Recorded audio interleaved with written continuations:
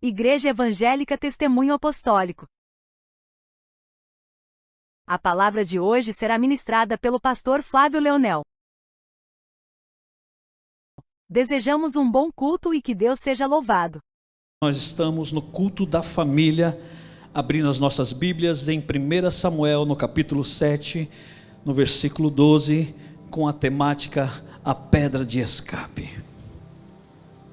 E diz assim: Então tomou Samuel uma pedra, e a pôs entre Mispa e Sem, e chamou o seu nome Ebenezer, e disse: Até aqui nos ajudou o Senhor. Jesus, eu quero te agradecer, porque nós já te ouvimos de tantas formas nesta manhã. O teu Espírito nos direcionou e nos elevou a alma e o Espírito a te encontrar nesta manhã, e nós queremos continuar ouvindo a tua voz. Senhor, eu tive momentos com o Senhor que eu não posso descrever. Eu me estremeço, meu Pai, quando me lembro de cada um deles, e eu preciso dividir essa palavra com a tua igreja. Eu não quero fazer de mim mesmo, então eu peço que o mesmo Espírito que me alcançou quando eu estava me sendo revelada esta palavra, esteja ministrando aqui, que o eu se cale, e que o Senhor possa operar através da vida do pregador, e que cada palavra possa ser compreendida, que nós possamos sair daqui entendendo que o Senhor é o nosso Ebenezer. Até aqui nos ajudou o Senhor. É tudo o que eu te peço e desde já te agradeço. Você vai se assentar, aplaudindo e glorificando essa presença maravilhosa do Espírito Santo. Seja bem-vindo, Espírito Santo.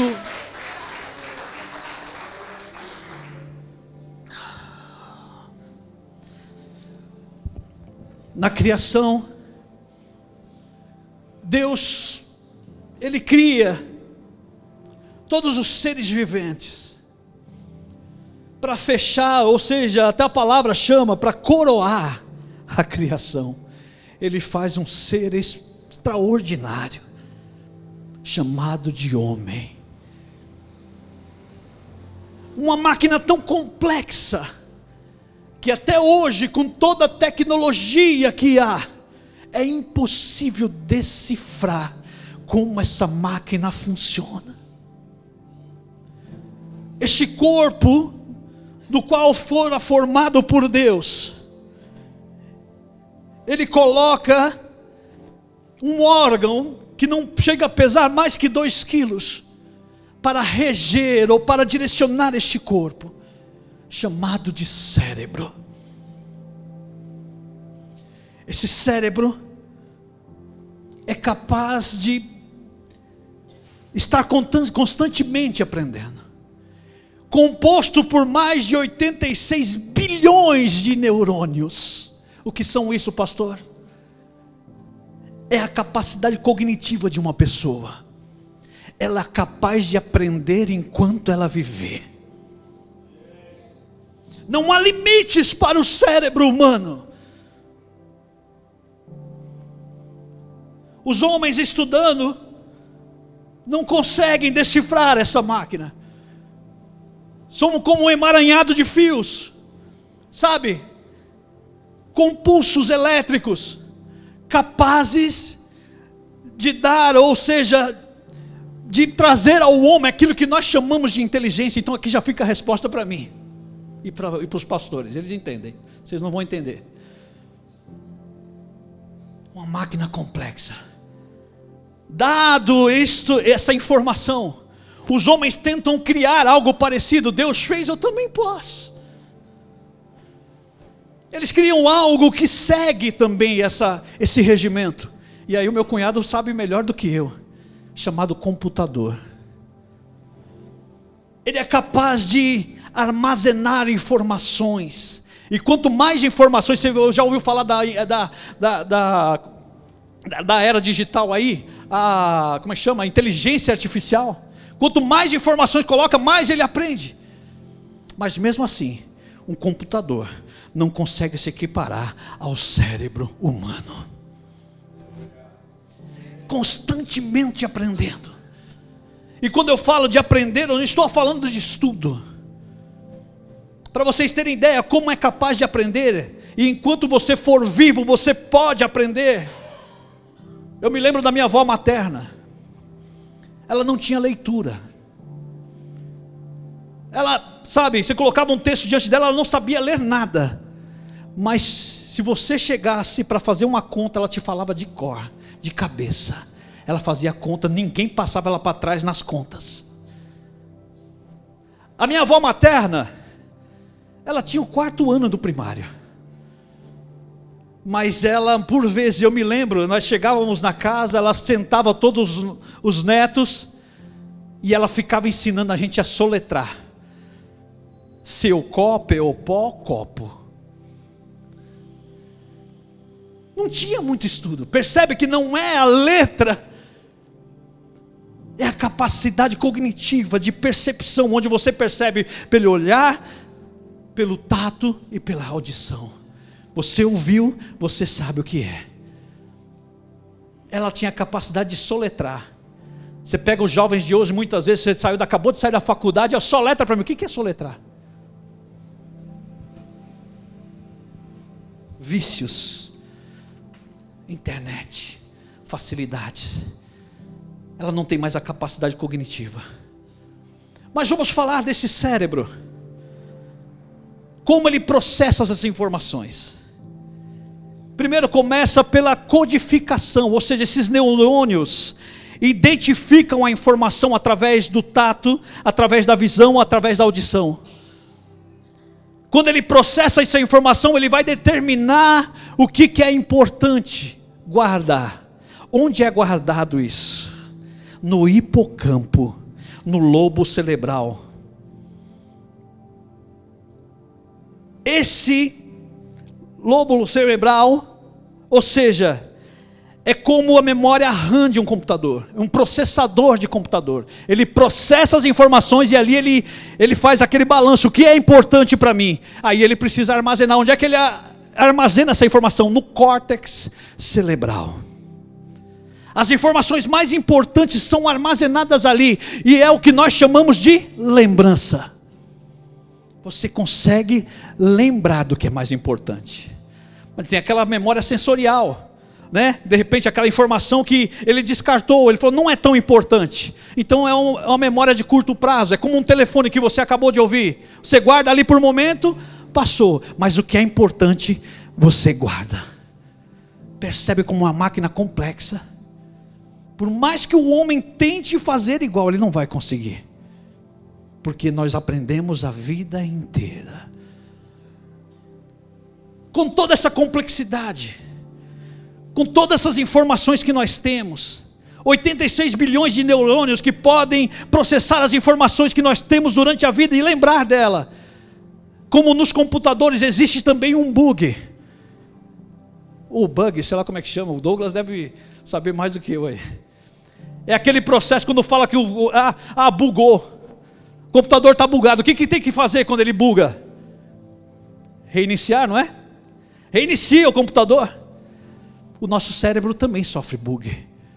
Geralmente quando você sofre um trauma, é uma chave que ativa o córtex cerebral e você apaga informações da sua mente importante. Aquilo que você determinou um dia é importante para mim. No primeiro trauma, você esquece, ou melhor, você deixa de buscar essa informação lá. Você não puxa pela lembrança, ou não traz a memória. Sabe o que provoca esse bug na nossa mente? Geralmente, aquele momento de fracasso que nós tivemos. Aquele momento de vergonha que nós tivemos, em que todo mundo apontou. Isso traz, sabe, esse bug cerebral. Você, por mais que você busque, eu não lembro. Só que,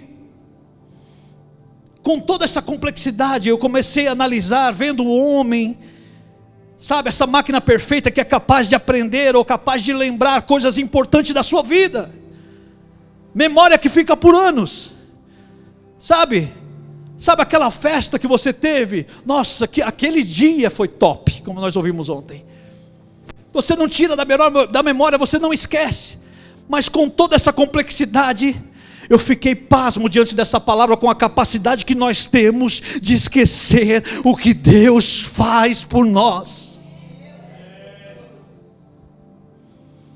Com toda a complexidade, com todas, sabe, essas funções cerebrais que Deus nos deu para lembrarmos, para aprendermos, para seguir adiante, nós esquecemos do que Ele faz.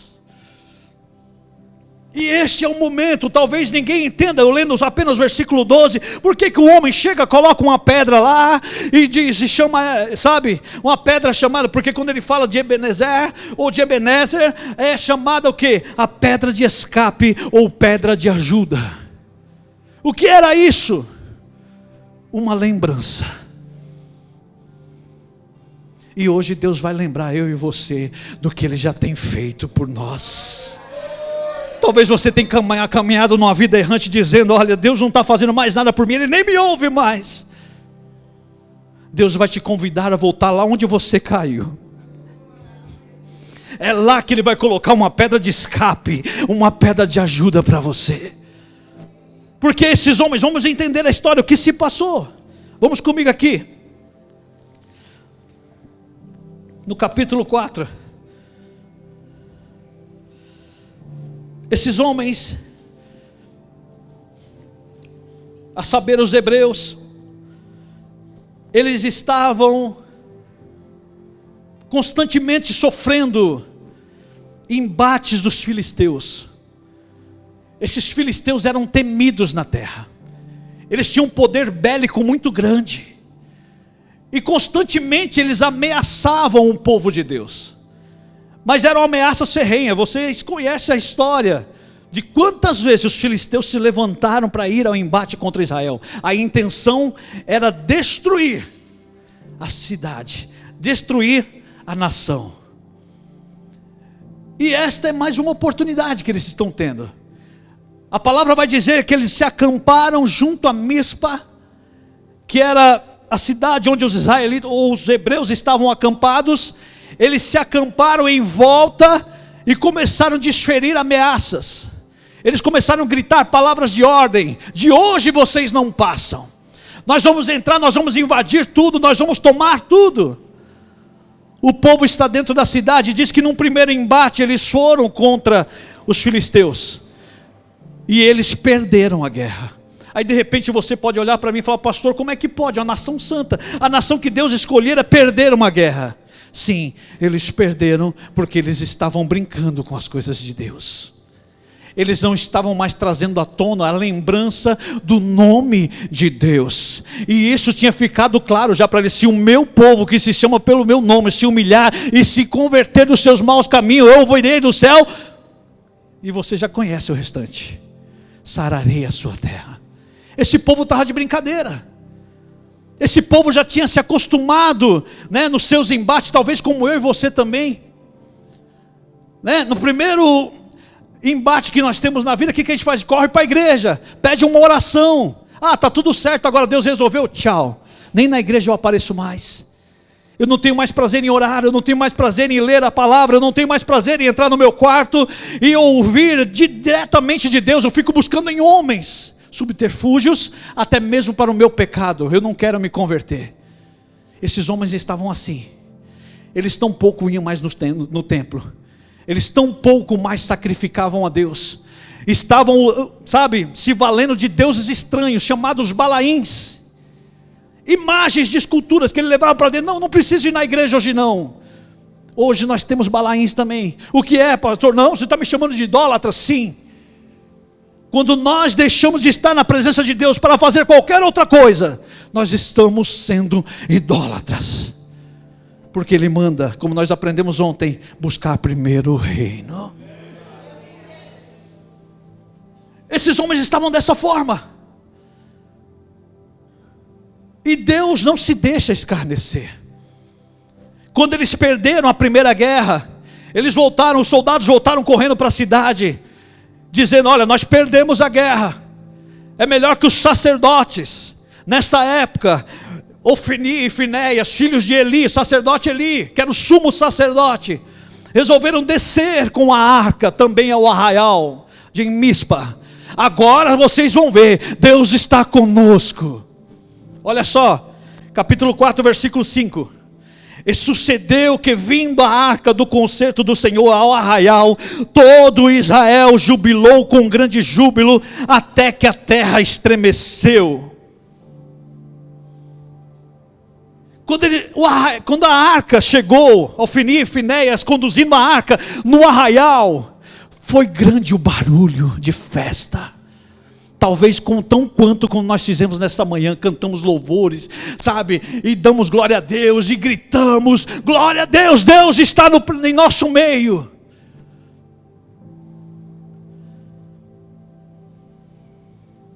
Vamos seguir, versículo 6.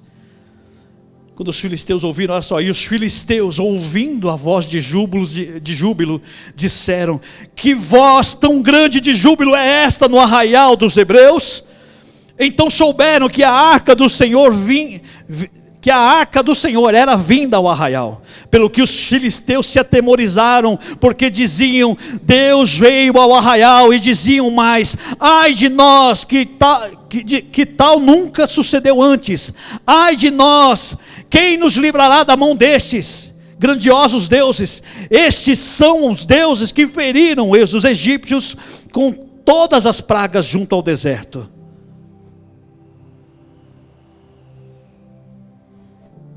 Quando eles ouviram o cântico de júbilo, eles estremeceram. E por que eles fizeram isso? Porque eles conheceram um Deus que talvez eu e você desconhecemos ou esquecemos do que Ele fez. Eles sabiam que Deus tinha feito lá no Egito, enviado pragas e resgatado aqueles homens. Só que aqueles homens já não estavam mais dando valor a isso. Sabe? O relacionamento tinha sido cortado com Deus. Mas quando eles viram a arca, não, Deus está com a gente, Deus está conosco. Aí fizeram barulho, talvez de louvor e adoração, glória, hosanas. Vamos cantar uns hinos aqui. Só que aqui tem um grande problema: barulho sem presença, o inimigo não respeita. Não adianta vir aqui fazer barulho sem ter presença, sem ter relacionamento com Ele. Esses homens não tinham relacionamento faz tempo, foram fazer barulhinho. Alguém no meio dos filisteus, talvez mais crente do que eu e você, ou do que aqueles homens que estavam lá fazendo barulho apenas, resolve falar o seguinte, olha só, versículo 9: esforçai-vos, sede homens, ó filisteus, para que porventura não venhais a servir os hebreus, como eles serviram a vós. Sede vós homens e pelejai. Então pelejaram os filisteus, e Israel foi ferido, e fugiram cada um para a sua tenda, e foram tão grande o estrago que caíram aí de Israel 30.000 homens. Não venha brincar de ser crente, não adianta ter barulho sem presença. 30.000 caíram naquele dia, e talvez você esteja em queda até hoje, porque você está brincando. Deus não se deixa escarnecer. Não venha de brincadeira achar que, eu cantei uns hinos, eu preguei uma palavrinha lá, eu dizimei. Como nós aprendemos ontem, isso não quer dizer nada. Talvez alguns chegam lá, como foi citado ontem também, em nome do Deus ou de Jesus que Paulo prega. Olha, eu sei quem é Paulo e sei quem é Jesus, e você? Foi o que aconteceu com aqueles homens. 30.000 caíram naquele dia, inclusive os sacerdotes que conduziam a arca. Tem muitos de nossas igrejas morrendo por aí com seus sacerdotes, porque só fazem barulho, não tem presença, não tem relacionamento com Deus.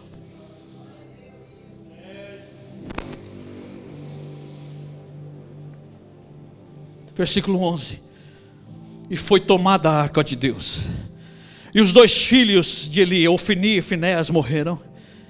Então correu da batalha um homem de Benjamim, e chegou no mesmo dia a Siló, e trazia as vestes rotas e terra sobre a cabeça. E chegando ele, eis que Eli estava sentado sobre uma cadeira, vigiando ao pé do caminho, porquanto o seu coração estava tremendo pela arca de Deus. Entrando, pois, aquele homem ao anunciar isso na cidade, toda a cidade gritou. O Eli, que era o sumo sacerdote, ao invés de estar vigiando os maus feitos dos próprios filhos, Ofni e Finéias, que roubavam do altar, sabe, tomava do pão que era consagrado, das gorduras que era consagrado ao Senhor, eles tomavam para fazer festas, muitas vezes com a presença de Baalins. Não, ele estava sentado à beira do caminho, demonstrando uma preocupação com a arca. Olha a preocupação do homem, ele estava sentado, olhando para o caminho, à beira do caminho. Quantos de pastores não têm feito a mesma coisa? Está vendo a coisa errada e está sentado à beira do caminho, só vendo. Eu estou preocupado, mas não está fazendo nada.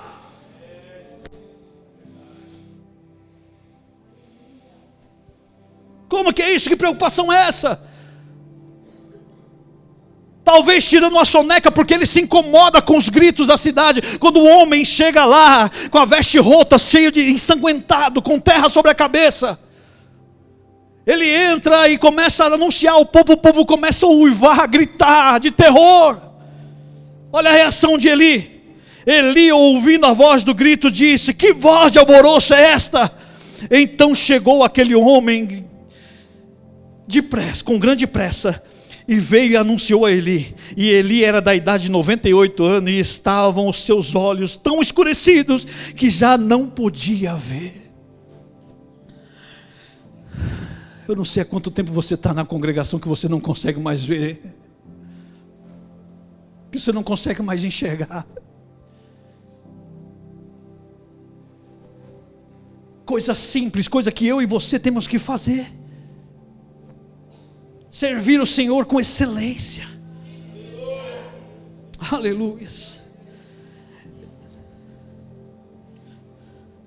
16, e disse aquele homem a Eli: eu sou o que venho da batalha, porque eu fugi hoje da batalha. E disse ele: que coisa sucedeu, meu filho? Então respondeu o que trazia as novas e disse: Israel fugiu de diante dos filisteus. E houve também grande destroço entre o povo. E além disso, também teus 2 filhos, Ofni e Finéias, morreram, e a arca de Deus é tomada. Se nós não valorizarmos o que Deus tem nos dado, vai ser tomado. A gente tem que parar de vir aqui de brincadeiras, apenas fazer barulho. Barulho sem presença. Além de matar os nossos, vai ser roubado a bênção que Ele tem nos dado. Vai ser roubado a presença. Versículo 18, e sucedeu que, fazendo ele menção da arca de Deus, Eli caiu da cadeira para trás da banda da porta, e quebrou-se o pescoço e morreu, porquanto o homem era velho e pesado, e tinha ele julgado Israel 40 anos. E só por aqui a gente já pode ver o quanto foi pífio o julgamento dele, porque o povo estava fazendo o que queria. Vou quando quero, faço o que eu quero, na hora que eu quero, e está tudo bem. E 40 anos, sabe o que ele fazia? Assinava embaixo. Alguém chegava para ele: seus filhos estão roubando. Eu vou falar com eles. Não, filhinho, não faz isso, que o papai vai ficar chateado. Está na hora de se posicionar, sacerdotes.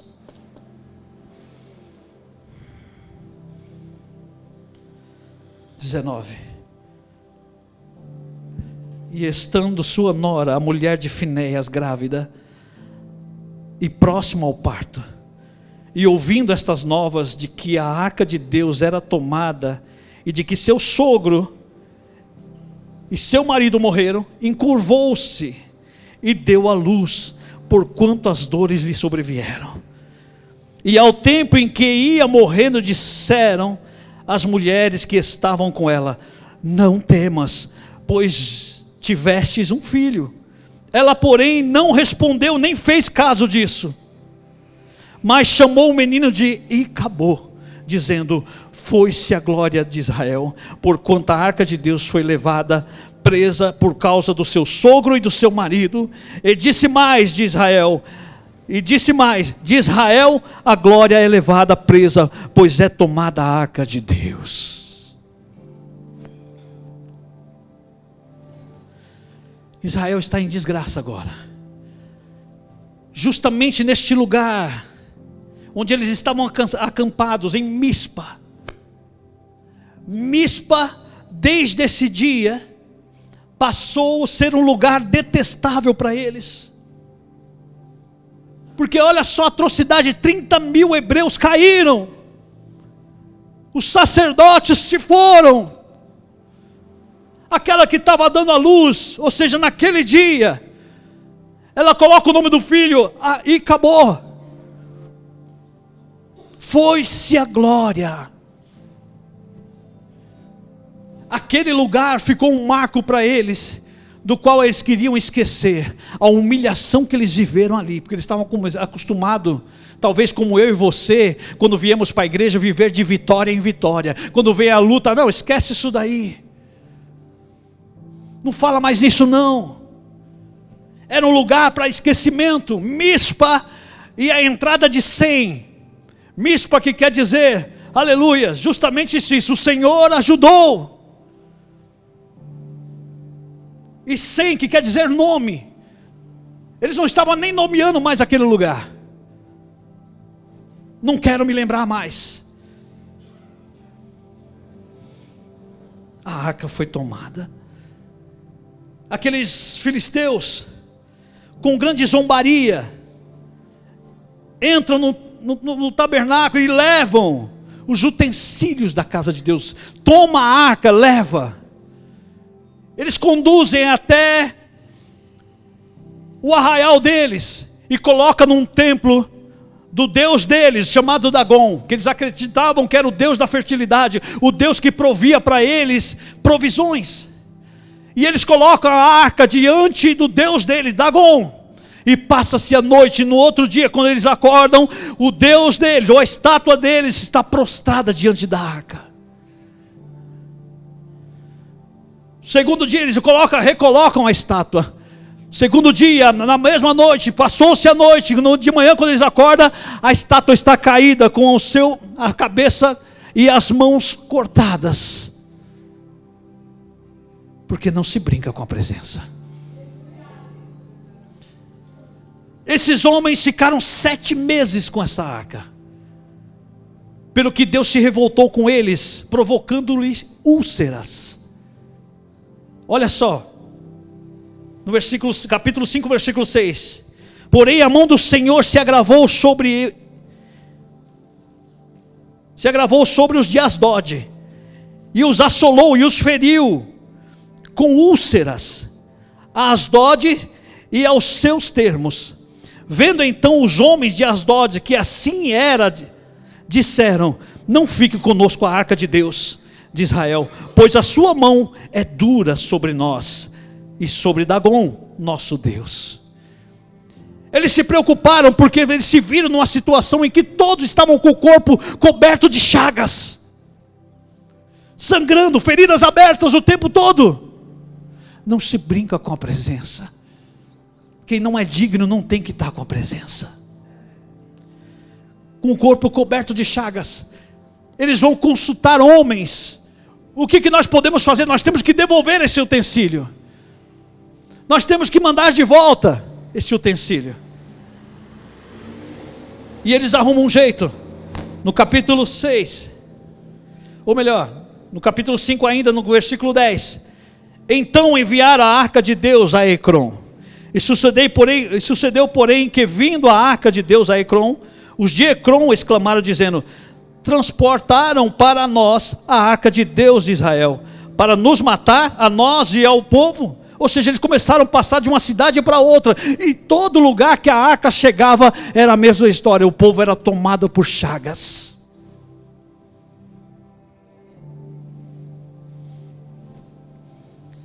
Eles consultam os sábios deles, os sacerdotes deles.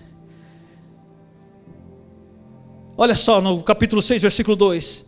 E os filisteus chamaram os sacerdotes e os adivinhadores, dizendo: que faremos nós da arca do Senhor? Fazei-nos saber como tornaremos a enviar ao seu lugar. Os quais disseram: se enviardes a arca de Deus, de Israel, não envieis vazia, porém sem falta lhe enviareis uma oferta para expiação da culpa, então sereis curados, e se vos fará saber, porque a sua mão se nos tirará de nós. Eles tomam o intuito e falam assim: vamos devolver para Israel, e para que esse mal vá embora, nós não podemos mandar ela vazia, nós temos que mandar alguma oferta. Percebe como muitas vezes a palavra é real? Os filhos das trevas são mais prudentes que os da luz, porque culto é vir oferecer alguma coisa para Deus. Não se chega aqui de mãos vazias. Você não veio assistir culto, você veio cultuar. Traga alguma coisa para Deus, traga o seu louvor, traga o melhor, glória a Deus e aleluia. Você veio oferecer a Ele. Aleluias. E esses homens começam a buscar o que nós poderíamos ofertar a eles. Olha lá. Então disseram, versículo 4: então disseram: qual a expiação da culpa que lhe havemos de oferecer? E disseram, segundo o número dos príncipes dos filisteus, 5 úlceras de ouro e 5 ratos de ouro, porquanto a praga é uma mesma sobre todos vós e sobre todos os vossos príncipes. Fazei-o, pois, as imagens das vossas úlceras e as imagens dos vossos ratos, que andam destruindo a terra, e dai glória ao Deus de Israel. Porventura aliviará a sua mão de cima de vós, e de cima do vosso Deus, e de cima da vossa terra. Eles, sendo ímpios, eles ofereceram alguma coisa ao Senhor e ainda deram glória a Deus a Ele, e eu e você não conseguimos. Pastor, eu estou num momento difícil. Dê glória. Ah, meu filho está no mundo das drogas. Dê glória. Ai, mas alguém está falando de mim. Dê glória. Não chegue de mão vazia aqui neste lugar. Eles ofertaram e deram glória. Versículo 11: e puseram a arca do Senhor sobre um carro, como também o cofre com os ratos de ouro e com as imagens de suas úlceras. Então as vacas se encaminharam diretamente pelo caminho de Bet-Semes e seguiam um mesmo caminho, andando e berrando, sem desviarem nem para a direita nem para a esquerda. E os príncipes dos filisteus foram atrás delas até os termos de Bet-Semes.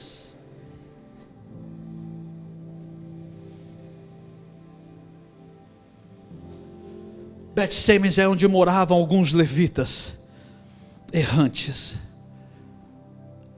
porque há um tempo os hebreus não serviam mais, não sacrificavam mais. Desde que a arca tinha ido, passado esse tempo com os filisteus, eles já não cultuavam mais, já não sacrificavam mais. Então esse povo se entregou à agricultura. Eles estão ali, cultivando a terra, até que eles avistam e veem aquele carro chegando com a arca. Bet-Semes, e o nome, o significado, ou a tradução desse nome quer dizer casa do sol, ou casa em que resplandece o dia. A arca está chegando. Eles deixaram justamente naquele caminho. Era para aqueles homens naquele dia ter se convertido, sim ou não? É a presença de Deus voltando para eles. Sabe, o sol da justiça brilhando para eles. Os homens, quando vê aquele carro, eles se alegram, pois é a arca, é a presença voltando. O problema é que não adianta você ter a arca e ser indigno diante dela. Eles pegaram a arca e no ímpeto, quando eles veio junto à arca, um cofre cheio de ouro, com imagem de úlceras, com ratos, eles começam, ovacionar aquele feito. Eles começam também, além de olhar aqueles tesouros que estavam ali, eles intentaram olhar para dentro da arca, o que era proibido por Deus. Tem pessoas querendo tocar em coisas santas, sendo indignos. Ah, mas eu sou da igreja, eu sou isso. Mas se você estiver indigno, não toca. É santo. Esses homens falam, não tem nada a ver, eu vou nessa daí. Não é só o sacerdote, os sacerdotes morreram. Eu também posso olhar para dentro da arca. O que será que tem lá? Havia uma curiosidade entre o povo. Eles abriram a arca e começaram a fazer ali fila. Vamos todos ver o que tem dentro da arca. Versículo 19. Por causa dessa atitude, olha o que Deus fez. E feriu o Senhor os homens de Bet-Semes. Não se pode brincar com ele. Porquanto olharam para dentro da arca do Senhor, até ferir do povo 50.070 homens. E o povo se entristeceu, porquanto o Senhor fizera tão grande estrago no povo. Não brinque com o que é santo. O estrago vai ficar maior e maior. Na batalha eles perderam 30 mil, mas por ter olhado para uma coisa santa que não era digno deles, 50 mil caíram. Eles se entristeceram. Talvez como eu e você também fazemos quando Deus nos repreende. Ficamos tristes. Aleluias. Depois, olha o que eles fizeram. Enviaram, pois, mensageiro aos habitantes de Quiriate-Jearim, dizendo: os filisteus remeteram a arca do Senhor. Descei, pois, e fazei-a subir para vós. Então vieram, capítulo 7. Então vieram os homens de Quiriate-Jearim e levaram a arca do Senhor e trouxeram a casa de Abinadab no outeiro e consagraram Eleazar, seu filho, para que guardasse a arca do Senhor.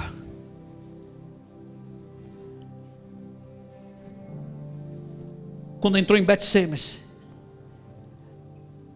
ou a casa do sol, ou onde nasce a luz, os homens não conseguiram enxergar a luz na arca ou na presença. E quando eles foram feridos em 50 mil homens, eles se entristeceram. A primeira atitude deles, ao invés de se converterem, foi mandar a arca para Quiriate-Jearim. O que quer dizer esse nome? Cidade das flores. Justamente onde era enterrado as pessoas. Uma cidade com um número enorme de jardins. Vamos enterrar. Deus nos abandonou em terra aí. Chegando lá, eles consagram Eleazar. Ô Eleazar, você vai ficar responsável pela arca. O que quer dizer a tradução desse nome Eleazar? Deus socorreu ou Deus ajudou. Percebe que está no passado? Um dia Deus foi conosco, mas agora Ele não é mais. Deixaram a arca lá em Quiriate-Jearim, cidade das flores, ou onde se enterram pessoas. Eu não sei quanto tempo você tem enterrado a presença. Eu não sei quanto tempo, ou o que te decepcionou num lugar como esse, porque quem te decepcionou foram pessoas. Ele nunca vai te abandonar, Ele nunca vai te deixar. Tudo o que Ele precisa é que você se relacione com Ele. Não venha apenas fazer barulho, porque você vai se decepcionar. Tenha relacionamento com Ele. Esses homens, ele coloca a arca lá, consagra alguém, fica aí. E olha o que acontece no versículo 2. Sucedeu que desde aquele dia a arca ficou em Quiriate-Jearim, cidade das flores, e tantos dias se passaram que chegaram até 20 anos, e lamentava toda a casa do Senhor. Eu não sei há quanto tempo você não sente a presença. Esse povo ficou 20 anos sem a presença, se lamentando todos os dias. Eu não sei quanto tempo você tem lamentado por algo que você perdeu. A presença, porque não tem outra, sabe, não tem outro subterfúgio para suprir a minha, a sua necessidade. Esse vazio que muitas vezes você encontra dentro de você, que você busca aí nos entorpecentes, busca em qualquer outro lugar, em religiões. Eu digo, não busque religião, busque a presença. Aqueles homens estavam se lamentando, mas com os seus ídolos, a arca que era a presença, eles abandonaram 20 anos enterrada. Deixa aí em Quiriate-Jearim. Ele nos ajudou um dia, não ajuda mais. O povo está se lamentando. Aleluias. Versículo 3, Samuel, passado esses 20 anos, e talvez agora ele acompanhando todos os dias aqueles povos lá se lamuriando, Deus nos abandonou. Sabe, eles tendo que assistir todos os dias as nações circunvizinhas, porque depois que os filisteus ganharam a batalha, levaram a arca, eles viraram motivo de escárnio. Todo mundo entrava e se valia, porque não há mais Deus em Israel. Todo mundo tirava uma casquinha. Eles tinham que assistir constantemente durante 20 anos, pessoas entrando nas suas colheitas, nos seus arraiais, roubando tudo, levando seus filhos cativos, e o povo se lamuriando. Um dia Samuel não aguentou, olha só no versículo 3, então falou Samuel a toda a casa de Israel, dizendo: se com todo o vosso coração vos converterdes ao Senhor, tirai dentre vós os deuses estranhos e os astarotes, e preparai o vosso coração ao Senhor, e servi a Ele só, vos livrará da mão dos filisteus. Samuel resolve dar uma palavra de ânimo para eles. Rapaz, vocês têm a arca está de volta, servir a ela, ou servir a presença, se converta. Sabe, esse subterfúgio que talvez você foi buscar fora. Eu não encontrei na casa, ou me decepcionei na casa, ou fui envergonhado na casa, eu vou buscar lá fora. Deus está te convidando nessa manhã, dizendo para você: larga, se converta, volte, retorna. Eu quero posicionamento, eu quero relacionamento com você. Eu tenho saudade de você.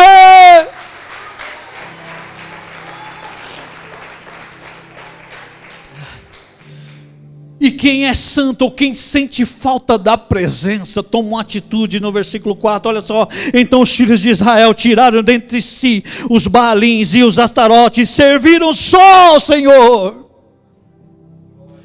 Porque servir a Baalins é isso aí, é uma vida de escravidão, é uma vida de vergonha, é uma vida de sabe, assistir pessoas ou as suas coisas sendo suprimidas, e você sem poder fazer nada. Você tem que assistir um filho indo para as drogas. Eu não posso fazer nada, pastor. Sim, enquanto você estiver na mão dos astarotes, mas se você estiver na presença, aleluias. Disse mais Samuel: congregai toda a nação em Mispa, e orarei por vós ao Senhor. Eu vejo que vocês se arrependeram. Agora reúna todo o povo aí que eu vou orar por vocês. Nós vamos orar já já. Já vai se arrependendo aí, porque nós vamos orar já já. E congregaram-se em Mispa e tiraram água e derramaram perante o Senhor. Sabe o que é isso? É sinal de purificação. É dizer: Senhor, eu estou aberto ao teu agir. Me permita mais uma vez voltar ao Senhor. Eles estavam, sabe, com essa atitude falando para Deus: nós estamos prontos para ouvir a sua ordem, a sua ordenança. E jejuaram aquele dia e disseram ali: pecamos contra o Senhor. Julgava Samuel os filhos de Israel em Mispa. Eles reconheceram a falta deles: nós pecamos, mas agora nós estamos abertos para recebê-lo. Nós estamos com saudade da presença.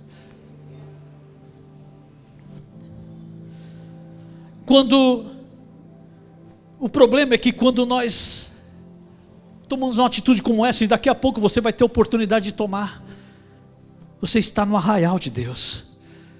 Este é o lugar.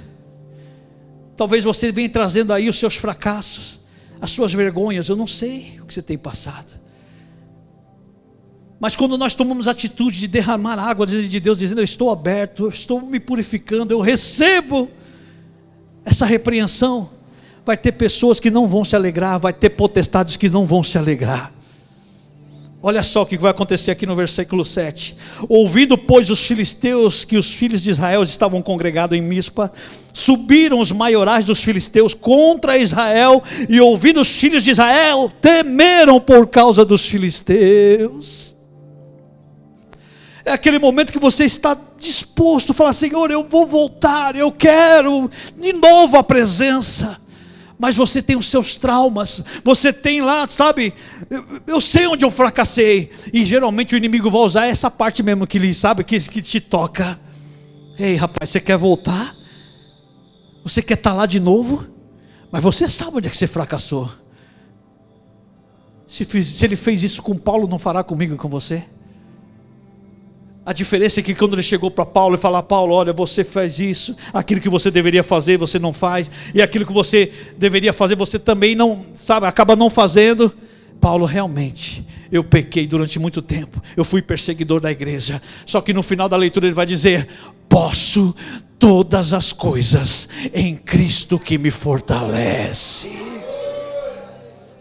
Você realmente tem razão, eu errei muito. Não sou digno da presença, mas eu posso todas as coisas nele. Esses homens estão congregados e eles temeram, porque tinha ficado o trauma da primeira guerra, em que eles perderam e foi-se a glória.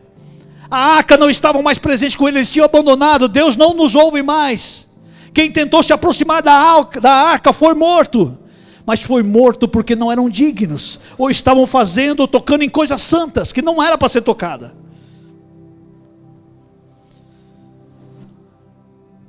Versículo 9. Então tomou Samuel um cordeiro, que ainda mamava, e sacrificou-o no outeiro, sacrificou-o inteiro, em holocausto ao Senhor. E clamou Samuel ao Senhor por Israel, e o Senhor lhe deu ouvidos. Toda oração feita nesta casa, o Senhor ouve.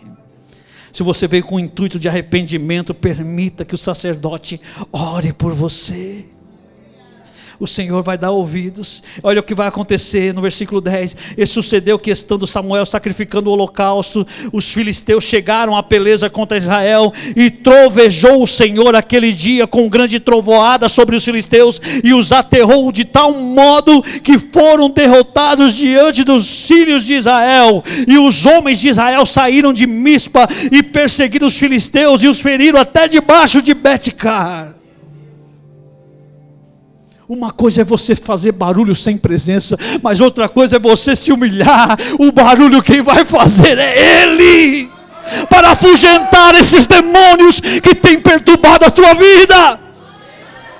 50 quilômetros esses homens correram e Israel desbaratou a todos. Pare de se render, se achar impotente, porque você errou no passado. Deus vai trazer a sua lembrança hoje, que até neste momento difícil que você passou, até aqui ajudou o Senhor. Não quer dizer que Ele não vai ajudar mais. Eu continuo, continue comigo, eu vou continuar te ajudando. Aqueles homens encerraram ali a sua história. Não, parou aqui em Mispa. Deus vai colocar um marco através de Samuel. Olha só, aleluias. No versículo 2, então tomou Samuel uma pedra e pôs entre Mispa e Sem, ou seja, onde eles fracassaram, onde eles reconheceram o pecado, onde eles, sabe, tinham para eles como a visão negativa de aqui nós perdemos, aqui nós fomos desbaratados. É lá que Deus vai te usar. Ah, mas eu era um drogado. Ah, pastor, o meu casamento não deu certo. É aí que Deus vai te usar. Você crê? Deus não quer encobrir a vergonha de ninguém. Ele quer usar aquilo que te envergonhava para te dar dupla honra. Você vai tratar em cima daquilo que você foi envergonhado, porque Ele é Deus. Então, como povo, né, talvez como eu e você temos o tento de se esquecer do que Deus faz. Samuel pegou e resolveu fazer um marco naquele lugar, colocou uma pedra e chamou de Ebenezer, pedra de escape, ou pedra de ajuda. Sempre que o povo passava, aqui foi o meu maior fracasso, mas onde eu consegui a maior ajuda da minha vida. Eu estou de pé de novo, aleluias. Olha o que acontece depois que tem esse marco lá, e todas as vezes que eles passam, eles olham. Depois que eles feriram todos os filisteus, correram atrás dele, Deus colocou para correr. Olha só, versículo 13. Assim os filisteus foram abatidos, e nunca mais vieram aos termos de Israel, porquanto foi a mão do Senhor contra os filisteus todos os dias de Samuel. Não faça barulho sem presença. Tenha presença, que o barulho quem vai fazer é Ele. Samuel precisou colocar uma pedra.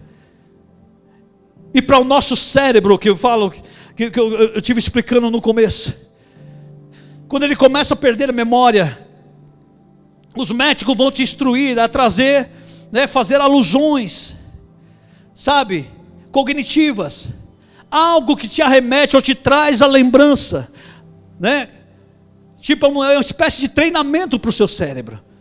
Onde houve aquele bloqueio, então você vai pegar fotos, áudios, e você vai começar a ouvir. Sabe o que vai acontecer? A sua memória vai sendo recobrada.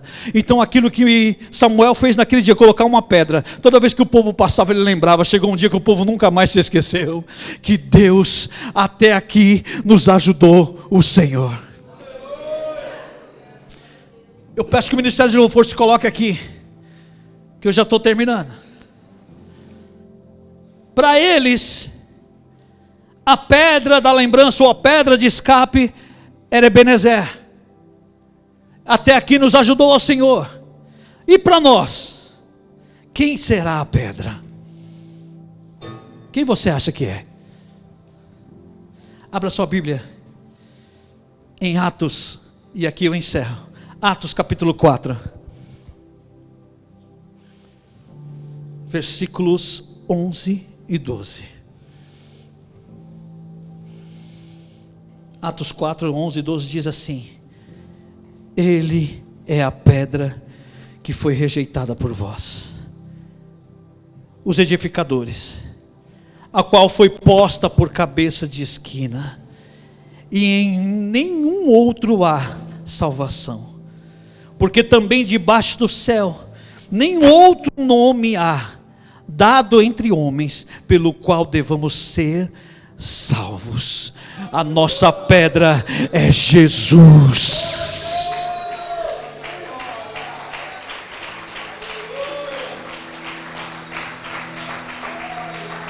Pastor, está difícil para mim, eu não estou sabendo lidar com essa situação. Está difícil para mim, pastor. Foi o maior fracasso da minha vida. Se coloque de pé, que Deus tem algo